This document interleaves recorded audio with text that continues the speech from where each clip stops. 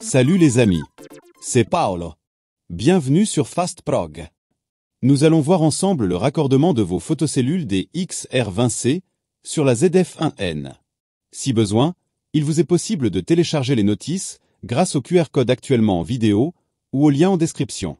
Si actuellement, la LED de signalisation de la carte ZF1N clignote et que vous effectuez la mise en service de l'automatisme, je vous conseille plutôt de regarder la vidéo de mise en service en cliquant sur le lien actuellement en haut à droite. Si vous avez déjà vu cette vidéo, que votre automatisme fonctionne et que vous souhaitez raccorder vos photocellules, c'est parti. Pensez toujours à mettre hors tension votre automatisme avant toute intervention sur la carte de commande. Voici représenté en haut le bornier de la carte ZF1N. Plus bas à gauche, la cellule réceptrice RX et à droite, la cellule émettrice TX. Afin de bien comprendre le fonctionnement des cellules, je représenterai l'état du contact à l'intérieur de la cellule RX à chaque étape du raccordement en supposant un câblage sous tension. Vous n'êtes bien évidemment pas obligé d'effectuer votre câblage dans l'ordre présenté maintenant. Actuellement, le contact est ouvert. La borne 10 de la ZF1N doit être raccordée aux bornes 10 de chaque photocellule.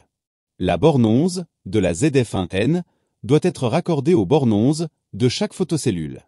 À cet instant, si les photocellules sont bien alignées, le contact de la photocellule RX se ferme. Ensuite, le 2 de la ZF1N sera raccordé à une des bornes out de la RX. Puis, l'autre borne out de la RX sera raccordée à la borne C1. Et voilà, le câblage est terminé. Logiquement, si tout va bien, la LED de signalisation sur la ZF1N devrait s'éteindre. Si au contraire, cette LED reste clignotante, pas de panique. Jetez un œil à la vidéo de mise en service de la ZF1N. Assurez-vous que rien ni personne ne se trouve entre les photocellules. Voici en vidéo la signification des voyants LED des DXR, dont celle vous permettant de vérifier l'alignement. Contrôlez la présence de tension entre les bornes 10 et 11, elle doit être d'environ 24 volts alternatifs, si ce n'est pas le cas, contrôlez les fusibles. Vérifiez à nouveau le bon câblage.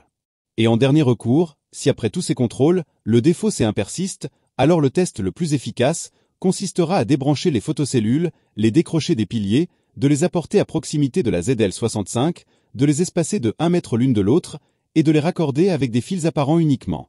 Cette technique vous permettra de déterminer si vos photocellules sont défaillantes ou pas. Avec tout ça, ça devrait le faire.